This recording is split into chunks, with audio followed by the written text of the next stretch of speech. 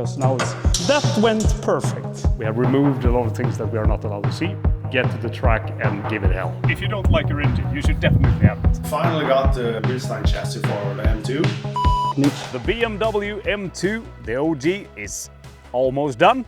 So we have put a Bilstein EVO R chassis on this car, and we had the opportunity when we went to the Nürburgring to actually go to the factory where they make the R chassis. During this episode you will see when we put the chassis on the car, and also when we go to the factory and check out what they are doing to put the chassis together. Think about the Bilstein R chassis. Was it set up properly?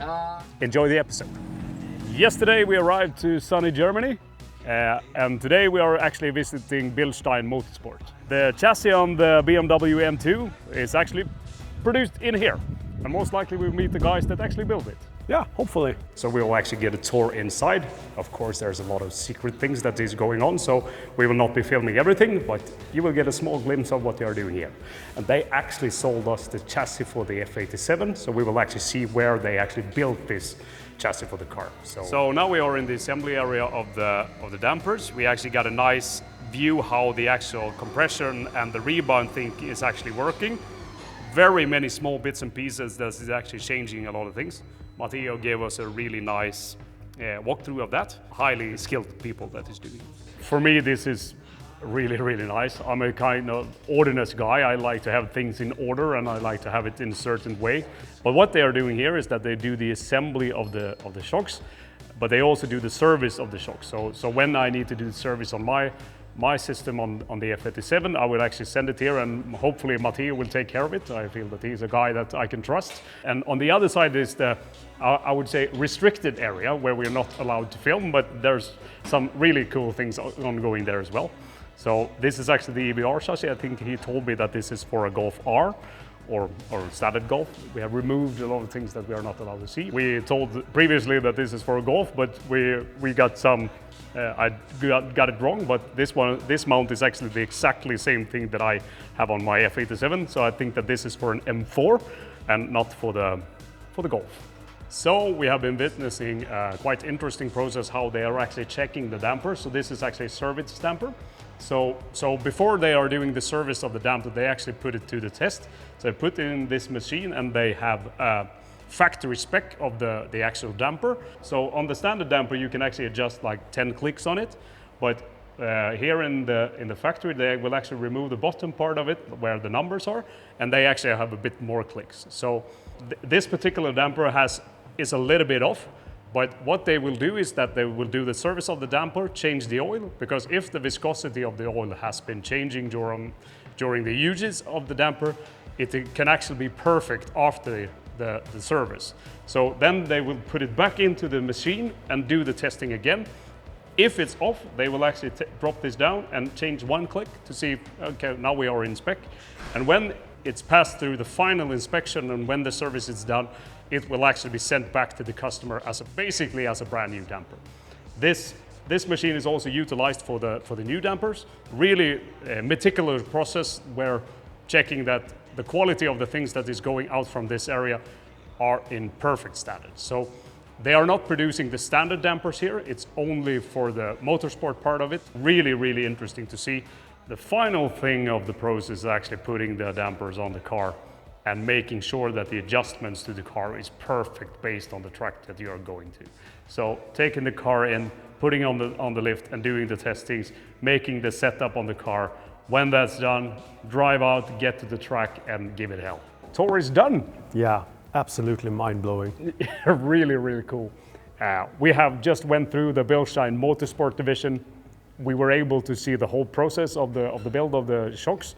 So from like order to assembly, to testing, to final testing if you want to do it on the car, and then also when they are sending out the things. They are pros. Yeah, absolutely. Yeah, and it just screams motorsport. Yeah, and even if you don't have the possibility to go on the tour inside here, it's always open for public, and the test rig where they test out the chassis, it's a glass window and everyone is allowed to see there.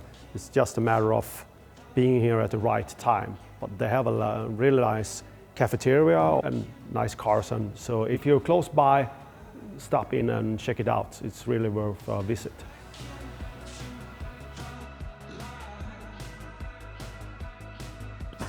So we finally got the Bilstein chassis for the M2.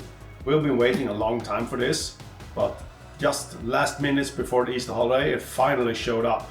The guys at Sweden, they held the doors open a couple hours extra for Niklas to be able to pick it up. There's a lot of parts in here.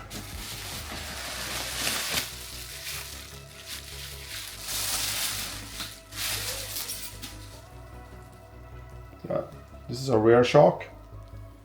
Here you can see the EVO R logo.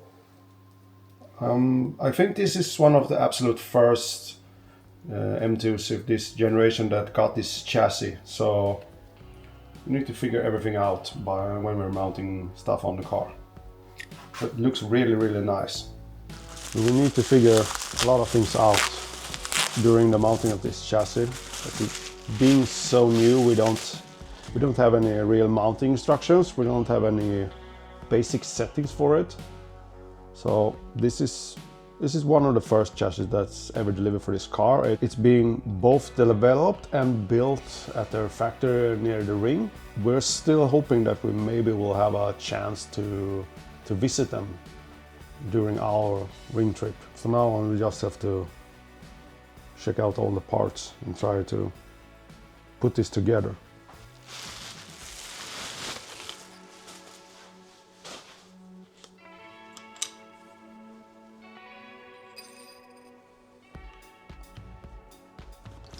Ooh, here's the handbook. It's not that much inside. We got some stickers. Stickers.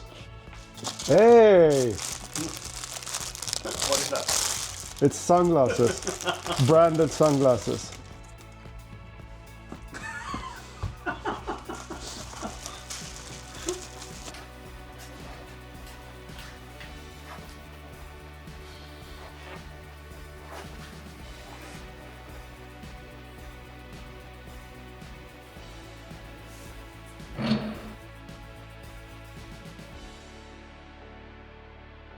Not to look like a complete moron when assembling the shock absorbers and the springs in the rear, we actually did the left-hand side first.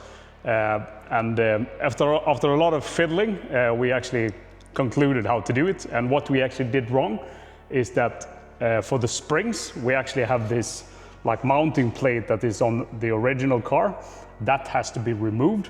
So you will actually put the adjusted height adjusters like screw will actually mount into the actual frame of the car. So now we're actually going to go through piece by piece how we actually get this in place. So it's a really simple job of getting the shock absorber out. You actually loosen those 3 bolts in the top, and then you actually have 1 bolt in the lower part, which you just take out, and then you can pull the shock absorber. Then for the control arm, or for this one, you actually loosen the bolt on the inside. Then you can actually release the springs really easy. So then you can get that out. So it's actually a simple fix when you know how to do it. There were no instructions whatsoever from Bilstein. So, but now we got it all covered. So let's walk it through. Now we have loosened the bolts on the top of the car. So now we will actually get the shock absorber lower bolt out. I have been losing this quite many times because I have done the bushings in the rear. So this shock absorber, I think it's been out like 5 times. So nothing is really stuck, which is nice. And this is a quite new car, so it's quite easy to work on because, yeah, not everything is rusted. And in Sweden, there's a lot of salt on the roads on the winter, and you can see quite clearly that this car hasn't been utilized that much during winter time, which is nice when wrenching on it. Then, how it's out. And you will see the difference between the original ones and the Bilstein EVO R chassis. It's a quite major difference. By comparison, you can see that it's quite different. Quite obvious things. You have a lot of more adjustments on this one. What I don't like is that the numbers will be upside down when you actually put it on the car.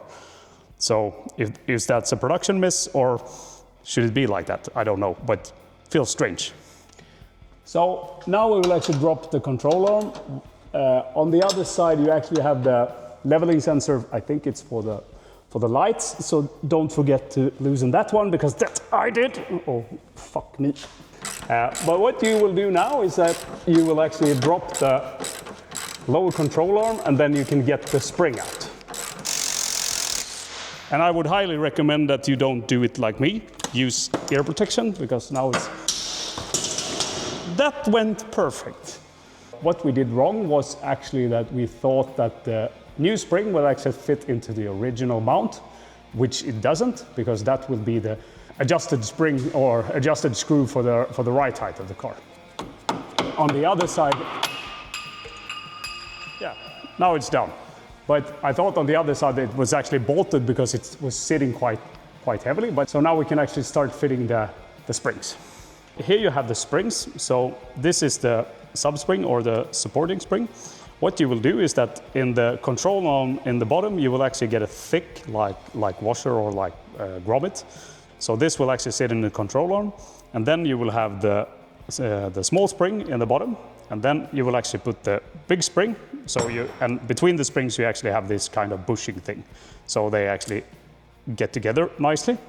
Then you will get the spring on, and right at the top you will get another that fits into the spring, and then you get the ride height adjustment like screw. And then you get this kind of washer against the frame of the car. So this is actually how it gets together. So same process that we did when we disassemble it, now we just mount it.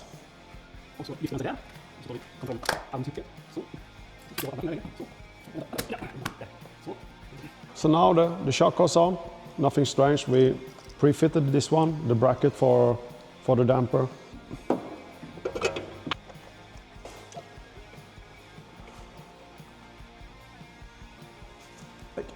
Very perfectly aligned, otherwise it jams. Small tick. Brute force. Yeah. What you can see, this is a quite simple fit. I think that this is actually the first time the EVO R chassis is actually fitted to an F87. If you know anyone more, drop a comment down below, and it would be nice to hear your experience of this chassis. Now it's done in the rear, let's focus on the front. So now we're going to assemble the front shock absorber. So first of all, this comes as a jigsaw puzzle. So here you can adjust the ride height. So first you want to put this, and then you add the smaller spring, support spring or whatever it's called. This, and then you take the larger spring. It was quite of a big hassle to find out which one was sitting where, but what we realized is that the rear one is actually the more stiffer one, so I think it was 240 Newton meters, and the front one was 160. So the front should be 160 and the rear one should be 240. And then you have a small O-ring here, so be careful that you don't damage that. You got a two-piece section here, so this one, remove this one first. Put this one on. And then after that, you take the top mount. So, and what we will do is that we will preload the, there it is. We'll actually preload the spring because it's easier. And then we have decided on a really efficient way of, okay, 250 millimeters is where we start. Yeah. I have no idea if that's correct, but let's try. We decided that it's the correct. Yes. And you got a sleeve here that fits into the knuckle. What's neat with this one is that it actually sits perfectly into the knuckle, so when it bottoms out, it's the right way. But you can also adjust the height here and here. So depending on where it sits, you can actually make some adjustments to the knuckle as well, or to the sleeve. But let's put it on the car. It's a lot of plastic covers and stuff here. You need to take out to get access to the other areas. We'll never get back to the same place again. Put these here. Here you see the original top mount. 5 bolts and this one here for this cross member.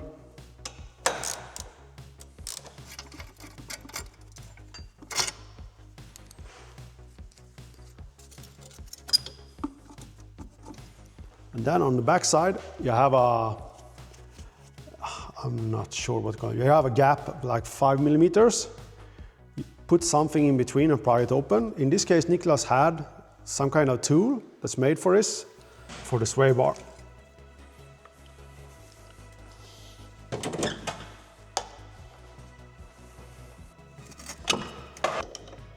Yep.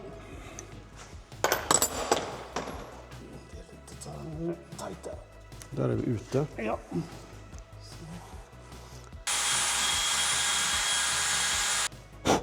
Göra det lilla. Det är viktigt med blåsandet. Mm.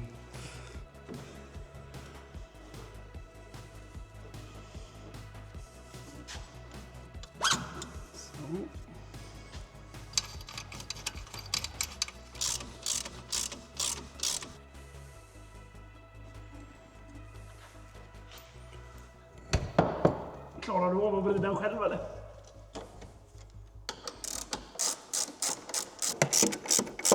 So now we're gonna adjust the bracket for the sway bar.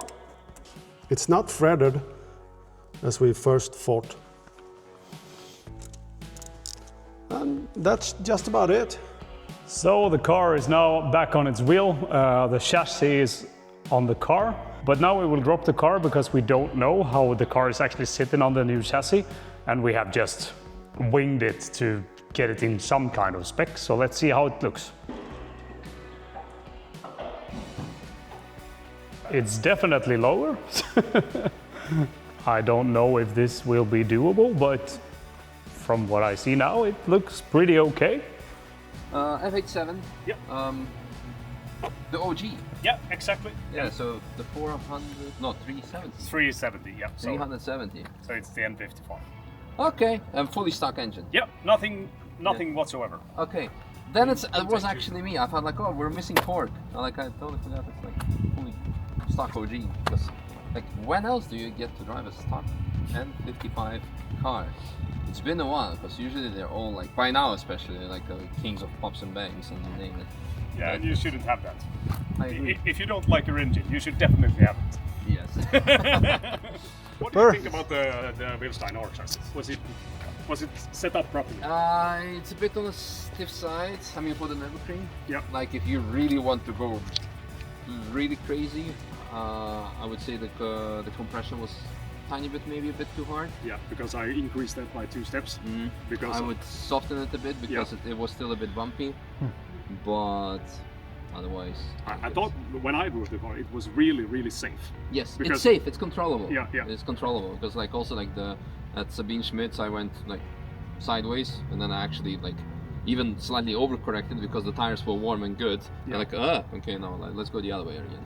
Because usually it's like some PS4s worn out and the opposite lock. And like no, it was good. Now this episode has come to an end. We have done a lot of mods to the car. We will continue doing some mods. So thanks for watching, stay tuned and see you next time.